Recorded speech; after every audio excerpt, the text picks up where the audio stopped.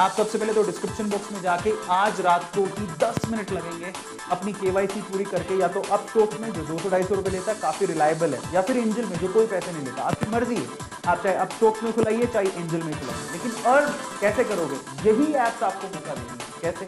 अगर आपके पास पैसा नहीं है सपोज, ठीक है, और आप चाहते हो कि मैं किसी कहीं से कमा के पैसा लगाऊं, ठीक है, माँ बाप मॉम डैड पैसा नहीं दे रहे या आप पैसा नहीं लगाना चाहते, एक तरीका रेफर एंड अर्न। यस, आपको मैं आपकी जानकारी के लिए बता देता हूं कि अगर आप किसी को, आप जैसे आपने अपस्टॉक्स डाउनलोड कर लिया, आपने अपनी केवाईसी पूरी कर ली, अंदर जब जाओगे तो आपको ऑप्शन मिलेगा रेफर एंड अर्न का।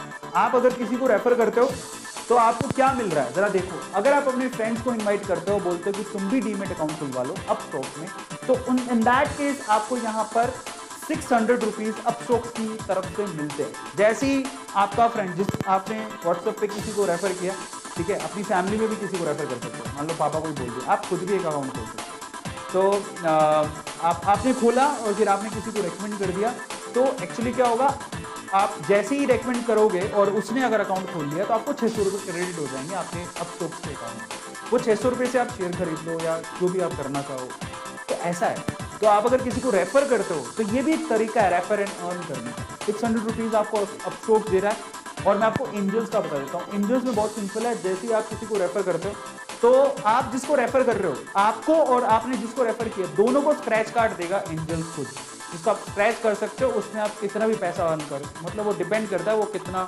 उसमें स्क्रैच कार्ड में निकलता है। जैसे कि गूगल पे में क्या होता है, गूगल पे में जब आप पे करते हो तो आपको स्क्रैच कार्ड मिलता है, जब उसको स्क्रैच करते हो तो उसको कुछ पैसे मिलते हैं, तो वो पैसे आपको एंजल्स दे रहा है।